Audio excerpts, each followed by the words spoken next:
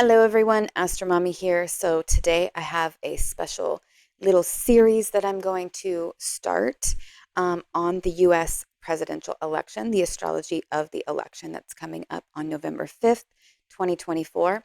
I apologize, I have a little bit of a cold and my voice is a little hoarse. Um, and I have a little bit of a cough, so I'll be editing that out if I have to start coughing. Okay, so a few weeks ago, I posted a video, a horary chart. I'll go ahead and link it up here, called Will Trump Win? And it was a video where I went over the horary chart and discussed who I thought would win the election based on that horary chart. And so that'll be sort of the first video in this series. I decided to do some more videos, starting with this one. Um, but if you haven't watched that video yet, then you'll want to go back to that video and watch that so that you know what I'm referring to in this video when I talk about that horary. In this video, I'm going to go over the election day astrology, as well as at the very end, I'm going to answer one of the questions that came up in the comments of the Will Trump Win horary video, which was, how do you know that you are choosing the correct significators? That came up a couple of times. And I want to kind of go over why I think that I did choose the correct significators for the horary question. And I want to share with you guys a technique actually from the great late astrologer William Lilly from the Renaissance period, and from his book, Christian Astrology, Book 1, where he talks about finding the moles, marks, and scars of your querent who is asking the question in the horary chart, or the people who are involved in the horary chart. You can actually see their moles, marks, and scars show up in the horary chart, which I think is absolutely fascinating. And I analyzed my horary chart and found that there are indeed some physical characteristics described by this technique in that horary chart that I feel prove that I have the correct significators for the horary chart. So we're going to talk about that at the end. So if you're interested in that, stay till the end. In this video, we are going to be talking about the election day astrology. So let me go ahead and minimize my screen here, and we'll take a look at the chart of the election day, which is November 5th, 2024. All right. So here we are, and I have my notes here of things that I noticed on this chart that I want to discuss with you in this video. So first, let's just get our bearings. So on election day, the sun is going to be at 14 degrees Scorpio, 10 minutes. The moon is going to be in Capricorn. Actually, the moon will start out in Sagittarius and ingress into Capricorn later in the day. I have cast this chart for when the moon is making her squares to the nodes, and I use the true nodes when I am doing predictive work. I find that this is really, really accurate. And the moon squaring the nodes is the first thing that I want to talk about after we finish kind of getting associated with the chart here. So we have Mercury here at 4 degrees of Sagittarius, Venus 23 degrees of Sagittarius, transiting Pluto is at 29 degrees Capricorn, Saturn is at 12 degrees Pisces retrograde. We have Neptune at 27 degrees Pisces retrograde. We also have Chiron at 20 degrees Aries retrograde, Uranus 25 degrees Taurus retrograde, Jupiter 20 degrees Gemini retrograde, and Mars is freshly ingressed into Leo at 0 degrees Leo, 38 minutes. Now that we have our bearings with the chart, I want to go over some of the significant things that I see happening in the chart of that day. First of all, we have the moon in Capricorn, which will be squaring the nodes from the southern bending. And what that means is that some sort of event will be happening in your personal life that day that actually, affects your future or whatnot. I think that is very interesting. If you are going to be going out and voting on election day, you will be making a choice, you will be taking an action, and there will actually be an event in your personal life that sort of shapes the future of your circumstances, right?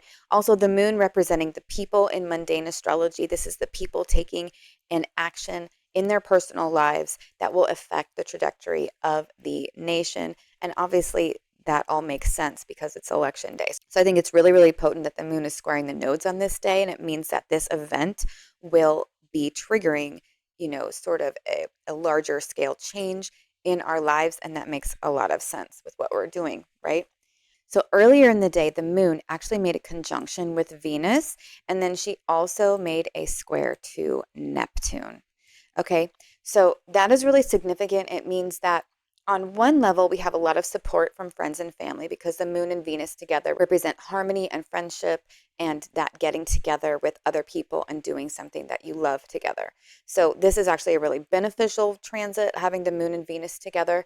But the square to Neptune represents uncertainty, loss, deception, possible lies, and feeling in a fog. And what I think that this is going to represent is that we will not be able to see the results of the election clearly on election day. I think that that means that we won't know who has won the election on election day. We won't know until a lot later. I actually think it's going to happen on November 15th, and I'll share in a future video why I think that is. Now that we've talked about a couple of the things that I think are really important on election day, moon squaring the nodes and the moon's conjunction with Venus, and then also the square to Neptune. Those aren't the only things that are happening on election day that are important, but I think that those are the most important things. Next, I want to go over the United States Sibley chart and the election day astrology and show you some of the transits and how they're interplaying with the United States birth chart. So here we have in this chart the United States birth chart. Now I just want to orient ourselves real quick here. We have the ascendant in the United States chart at 12 degrees Sagittarius. The nodes are in Leo and Aquarius in the United States birth chart. The moon here is at 27 degrees Aquarius. Of course, we have Pluto at 27 degrees Capricorn. Anybody who's been following astrology knows that the United States has been dealing with a Pluto return. We also have the 7th house in Gemini, and we have Uranus and Mars in the natal chart of the United States in Gemini. Let's see. Go ahead and erase these. In the United States, 8th house, we have Venus in Cancer, Jupiter in Cancer, Sun in Cancer, Mercury in Cancer, and the part of fortune in Cancer. So Cancer is really highlighted in the United States birth chart, which shows that we have a country that is built around the desire for security and stability within the family unit. And we also have Saturn in Libra in the 11th house. Of course, I am looking at the United States birth chart using whole sign houses because that's the way that I look at mundane astrology. If you use a different house system, then the house placements might be slightly different. So just know that. But Saturn in Libra in the 11th house of allies, groups, and hopes and wishes, and networks and whatnot shows a focus on law and stability and having some sort of balanced structure. Also, we see in the United States birth chart, we see that we have a dynamic going on here. We have the sun in a square to Saturn, as well as both Saturn and the sun in sesquiquadrate to the moon. And what this shows me is that our country is built around fighting for the rights of the people by breaking away from established, structure or some sort of religious dogma or something like that, something that limits us and our free expression in some way, and that all gets pumped through the people with all of that pointing towards the moon, and that we are constantly fighting this battle of structure and limitation that is being put upon us, sort of that oppressive nature. And that really goes along with the dynamics that we see in US history and whatnot. Okay. Also, I think that it's interesting to note that we have Neptune in the United States natal chart in Virgo in the 10th house, and it almost seems like with that placement that we cannot see the government quite clearly, and we also can't see the medical establishment quite clearly. There is something that is obfuscated when it comes to the truth of the government or of the medical or the overarching structures and regulatory agencies that are in the United States. Additionally, we have in the 7th house, we have Uranus and Mars, as I said before. So that means that we are constantly at war with our enemies. There is constant disruption or chaos when it comes to other countries, and that we have certainly seen in the United States history as well. So now that we've sort of gotten our bearings with the United States chart, I want to go and look at a biwheel of the United States natal chart and the election day, November 5th, 2024, on the outside. So I'm going to show you that by wheel now. All right, so here you see the United States natal chart on the inside, and on the outside we have November 5th, 2024. These are the transits for November 5th, 2024. So the very first thing that I noticed when I was analyzing this chart is that the North Node is conjoined the United States IC, the coli. And what that means is that there's going to be an increase in the foundation of the country. An increased, a foundational change is occurring. And in Aries, this is going to be a pioneering change. So that seems very apt when it comes to an election day, okay? Because we are changing who's going to be the face of our nation, right? We also have been enjoying the United States Chiron return. On election day, it's in a partile conjunction with the natal Chiron, which is at 20 degrees Aries, 8 minutes. On election day, Chiron, transiting Chiron, is retrograde at 20 degrees, 13 minutes. So it's only 5 minutes of arc away from a perfect conjunction to that natal placement. What this means is that we are dealing with some sort of identity wound, and we are having that second hit, that second pass with Chiron. And so, do we feel wounded? Yeah, we might feel wounded as a country. We might be dealing with some identity issues as a country. I feel like that is really interesting to note for this chart. Next thing that I thought that was really interesting is that we have Jupiter in the 7th house. So we have transiting Jupiter in Gemini retrograde in the 7th house on top of our natal Mars in Gemini in the 7th house. The 7th house has to do with our open enemies. And I feel like this shows that we have an increase or an escalation in talks about war and whatnot. I know that there is a lot of fear surrounding this election about whether or not, whoever is elected is going to lead us into war.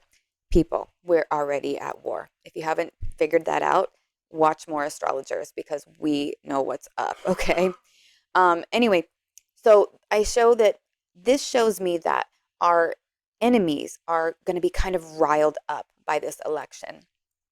And so talks of war could be expanded. Jupiter expands whatever it touches. So there could be a lot more talks of war. We're already seeing that in the news. All you have to do is Google breaking news and you see that there's talks of war. There's news reports about, the wars that are going on, all that kind of stuff. Anyway, additionally, Jupiter is actually the ruler of the United States ascendant, which is in Sagittarius, as I said before. So Jupiter actually shows, the face of the nation. It is the planet that is representing the face of the nation, right?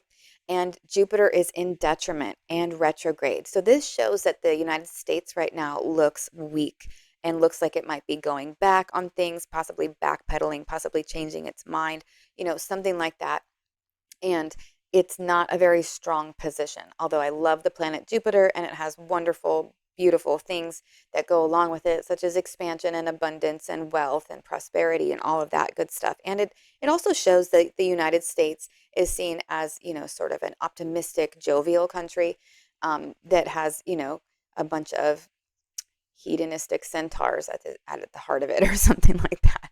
Anyway, but with Jupiter retrograde and in its sign of detriment, Gemini, this shows a weakened position. And I think that kind of ties in with Chiron returning, and in Aries, we're having some wounds that we have to heal. We are feeling wounded in some way, and we're having to deal with that. And our persona, how we look to other countries, is weakened with Jupiter and its detriment. Okay, the last couple of things that I wanted to talk about was the fact that Mars has freshly ingressed into Leo and is applying to a conjunction to the United States North Node here in Leo. That increases the chance and the talks about war and aggression from foreigners. Now, Mars is in the 9th house of foreigners and foreign relations, and that could really show that there is an increase in some sort of malefic behavior with a foreign country or something like that. It also shows that there is an increase in the Martian energy. And I think that it shows that like a foreigner is winning because of the results of the election, and their power is increasing, and it's a malicious winner because Mars is a malefic planet. Okay, And we're talking about, mundane astrology. I'm not talking about natal charts or anything like that in terms of like your personality and what Mars represents. When we're talking about mundane astrology, Mars is a threatening presence. So we have a threatening presence in the house of foreigners. That just means other countries, other aggressive, if there's some sort of aggression with other countries that is going to get escalated because of this election. Um, and like, I don't know anything, like, I know very little about politics or whatever, but it's not hard to see that, there could be something like this that happens because of whoever wins or whatever. Additionally, Mars has just opposed Pluto, right? We just had the opposition with Pluto.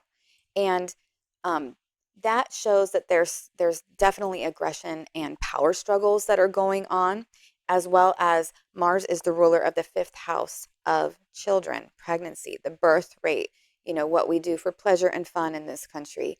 And I think that that is really interesting and could show that there is some sort of power struggle when it comes to what the United States is either creating or something that has to do with our children and our birth rate, and that there is some sort of poison that is trying to poison that and decrease the ability for something with those subjects, put the pieces together yourself with that one, that there is some sort of crisis. Pluto opposite Mars represents a life or death crisis situation or a very extreme power struggle. And there is something that's bringing in the fifth house of children and the birth rate and our babies in the nation, right? There is something that's going on. And I think that it's really interesting. We have, a couple of, candidates that have very differing views when it comes to abortion as one of the big topics that is going on, right? Also with big different views about immigration and what to do about, open borders and whatnot, all of that stuff. So it's really interesting that we're bringing in the ninth house of foreign relations as well as the fifth house of children and recreation into this chart on election day. All right, now let's see. Um, the last thing that I wanted to touch on with this election day chart is that the moon in Capricorn is going to be passing through the second house of finances, skills, and self sufficiency. And the moon in the United States chart rules the eighth house of investments as well as death. So we have this emphasis going on in the financial axis of the birth chart of the United States. Now, the moon is in Capricorn. She moves into Capricorn on election day. That is her detriment. So this could be showing that we have some sort of weakened position that is, that comes as a result of this election in terms of financial structures, financial stability. Additionally, we have a contra antisha that'll be happening once the moon hits 9 degrees Capricorn. She will be in a contra antisha to Jupiter in Gemini. Now that acts as a hidden opposition. So we already had the moon opposite Jupiter earlier, the day before or so when the moon was in Sagittarius. Now we have a hidden opposition. And I feel like what that means, especially since Jupiter is in the house of our enemies, our open enemies, we also have Mars in the house of foreigners that is activating this north node in the United States chart. So this means that our beliefs are going to be challenged. This means that there could be, more power struggles and whatnot. It also means that some people are losing financially and some people are winning. And since Jupiter is in the seventh house of our open enemies, it makes me think that it's very possible that some of the, some other people, other countries, other people or whatever are winning really big when, whatever happens with the election happens. The last thing that I want to just point out is that we do have Venus in the first house of the United States natal chart in Sagittarius. And I think that that's really interesting since we do have a female candidate. And the first house represents sort of the face of the nation, who's going to be the face of the nation. And so I just feel like that is a positive corroborative testimony to the horary chart that I did a few weeks ago that predicted that Kamala Harris would win the election. So that is all I have for you for the actual election day astrology. So now we've made it to the end of the video, and I want to talk to you guys about why I feel like the chart itself is proving that the significators that I chose for Trump and Kamala Harris are correct. So let's take a look at that horary chart, and I will share with you some really fun, interesting astrology. All right, so now let's see. So here we can see the chart that I cast on September 29th, 2024, Will Trump Win? And I discussed the results of this horary and analyzed it for you in that horary chart video. But I wanted to share with you guys some really interesting kind of fun things um, that can help you when you're doing a horary chart. This technique can actually help you to see if you have the significators correct. Okay, so before I get into the chart, let me show you something here. Okay, so this technique that I'm going to share with you guys is actually from William Lilly, who is a Renaissance astrologer. All right, so this technique comes from Lilly's Christian Astrology from 1647. So I'm going to go ahead and go to page 75, which is page 119 of the original text. And on this page, he shares with us a table showing what members in man's body every planet signifieth in any of the 12 signs. This means that when you look at a planet and the sign that it's in, it should represent where you can find a mole, a mark, or a scar on that person's body according to, you know, this table. And you know, there's a whole lot more to this that goes into medical astrology and whatnot. But what we are concerned with is, can we find something that represents Donald Trump and Kamala Harris in the horary chart based on this table? Okay. So what I'm going to go ahead and do is increase this in size so that we can actually see this and read it on the screen. And I'll reduce my little head over here. Okay. Now we have to go back to the horary chart. In the horary chart, I discussed why I had chosen the ascendant to represent Donald Trump. And that was because my candidate, Robert F. Kennedy Jr., had endorsed him. So as the querent, you would get the ascendant. But because I'm doing this horary chart in terms of like the candidates, which one will win, then the person that I'm rooting for would get the ascendant. So the person that I'm rooting for endorsed Trump. So I gave Donald Trump the ascendant. Now, what we want to see is we want to analyze the ascendant and its sign, as well as its ruler, to give us some ideas as to whether or not we have the correct person. So the ascendant is 3 degrees Aries, 38 minutes. Now, so if we go back to Lily's chart and we scroll down, Aries is going to represent the head according to the natural correspondence of the zodiac. Okay.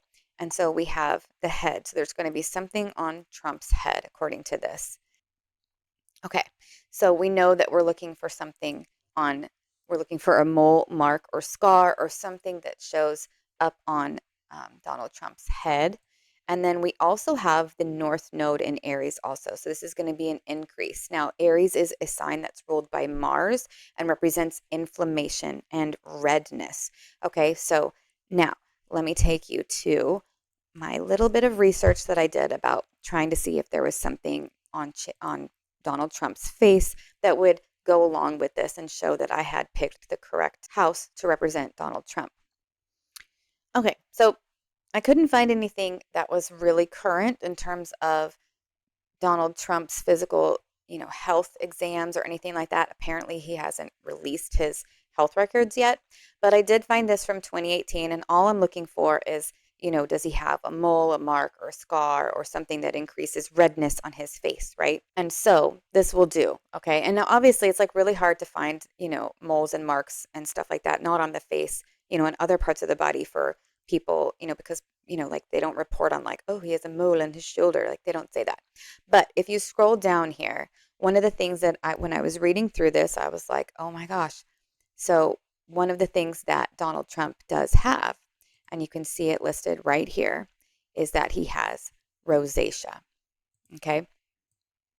Now, rosacea is, and I Googled this because I am a trained esthetician and everything, so I know what rosacea is. But for those of you who don't know what rosacea is a chronic skin condition that causes redness, bumps, and other symptoms on the face, usually on the nose, cheeks, or chin. Redness, red patches, or a permanent flush that can appear in the center of the face. This is all the proof that I needed that I had the correct planet that represented Trump, that I had chosen the correct house for him. He has an increased redness on his face. I see this clearly in the chart with the ascendant in Aries with the North Node there, showing redness, inflammation on the head. Okay. Now, does the same technique hold true for Kamala Harris? Let's check it out. Okay. So I had given Trump the ascendant. So that means his opponent is going to be the descendant axis, which is 3 degrees Libra, 38 minutes. All right. Libra is ruled by Venus, so we also have Venus in Scorpio. And additionally, we have within the seventh house, we have Mercury, the South Node, and the Sun in Libra. The Sun in Libra is in its fall position. The South Node represents sort of a decrease. So we have the Sun in fall, there's a decreasing aspect, and we have Mercury, which represents the brain and intellect, as well as being able to see things clearly, like forecast, like the foresight or whatnot. Okay, so keep these things in mind. Let's check the table from William Lilly. Okay, so here we are at the table again. So what we're looking for is Libra. So the natural correspondence of the zodiac for Libra is going to give us the reins, the secrets, and the belly. Okay, so that's going to be like the kidney areas, the private part areas, and the belly area. Okay, so that's all that we really need to look at, although I do think that it is very interesting that we also have the Sun in fall with the South Node and Mercury there as well. Now, the Sun represents, on a physical level, represents the right eye, okay? And the Moon represents the left eye. The South Node is going to decrease the ability to see things clearly in terms of the eyes. Now, keep that in mind, and let's go and look at Vice President Kamala Harris's health summary that was just put out earlier this year in 2024. So here we have the White House health summary for Kamala Harris. So all I was looking for was like, does she have any moles, marks, or scars of interest? Any other thing that would show up in the chart that we could see here. Okay, now let's see. Here it is. Okay, so her only surgery was a laparotomy with an incidental appendectomy for intussusception at age 3. Okay. Now, what that means is that she had her appendix removed when she was 3. Well, appendix removal will leave a scar on the belly. Okay. So there we have the Libra descendant with a scar on the belly, as we saw in the chart from William Lilly. Additionally, I think that it's really, really interesting that she also has something going on with her eyesight, okay? She has to wear contact lenses. Not a big deal, whatever. So many people have to wear contact lenses. Here it is. Okay. So, right here, Vice President Harris has mild myopia, nearsightedness. She wears corrective contact lenses with resultant 20/20 vision. She's able to read comfortably without contacts or glasses. All right. So, that shows up with the Sun, with the South Node, and Mercury. Not able to see things clearly because of, Mercury is so close to the Sun, so there's obstruction there, and there's a reduction in eyesight. Now, the Sun represents the right eye, the Moon represents the left eye. So, does it say anywhere which eye? Well, let's take a look further down.